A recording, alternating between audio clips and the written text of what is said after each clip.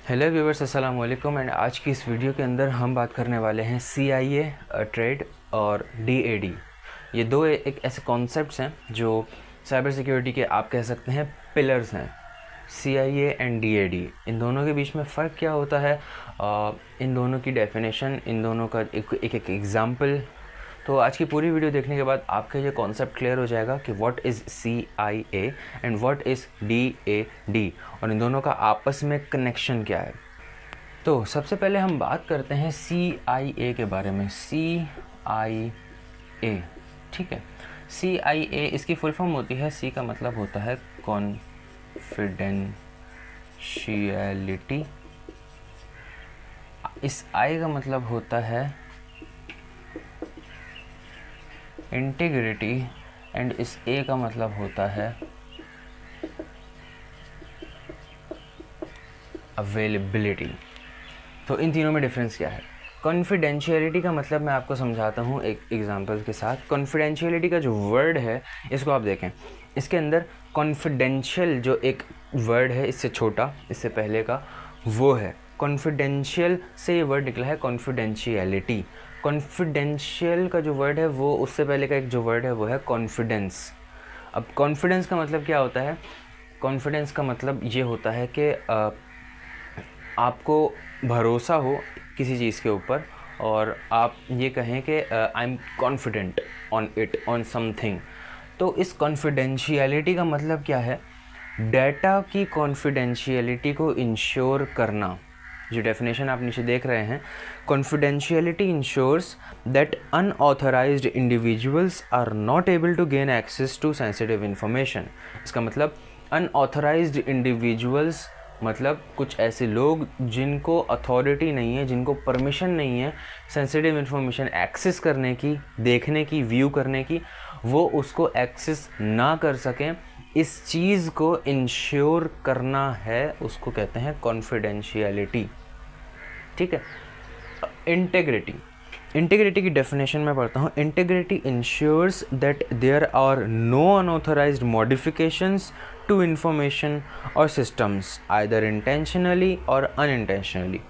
तो इंटीग्रिटी का मतलब सिंपली ये है कि अनऑथराइज्ड मॉडिफिकेशंस, मॉडिफाई मतलब किसी चीज़ को अपडेट करना, किसी चीज़ को उसकी असल हालत से चेंज करके एक न्यू हालत में कन्वर्ट कर देना, दिस इज़ कॉल्ड मॉडिफिकेशन।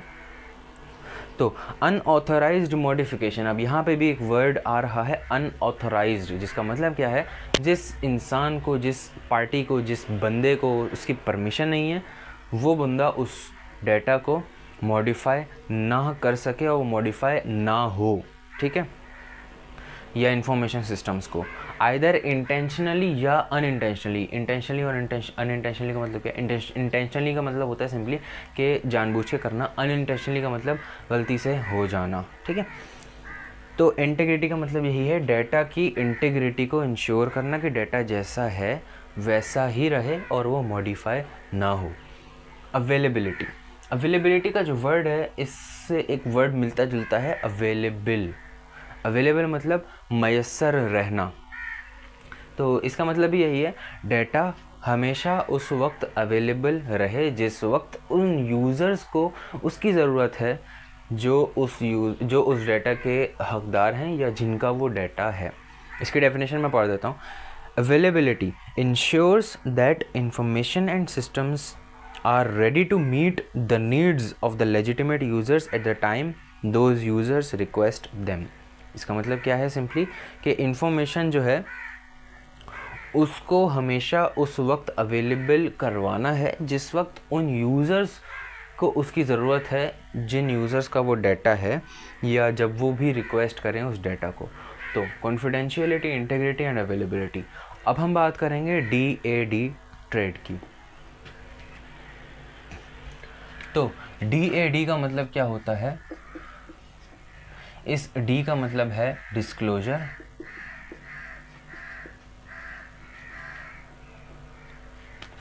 इस A का मतलब है ऑल्टरेशन, एंड इस D का मतलब है डिनाइल। अब हम समझते हैं DAD। DAD में जो पहला D है वो है डिस्क्लोजर, और इस कॉन्फिडेंशियलिटी का मतलब क्या है, डाटा को डिस्क्लोज़ नहीं करना, मतलब डाटा को हमेशा अनऑथराइज्ड यूज़र्स को दिखाना ही नहीं है। और इसका उलट है ये डिस्क्लोजर, इसका मतलब क्या है, डाटा डिस्क्लोज़ अगर हो गया या हो जाएगा। इसकी डेफिनेशन में पढ़ता हूँ।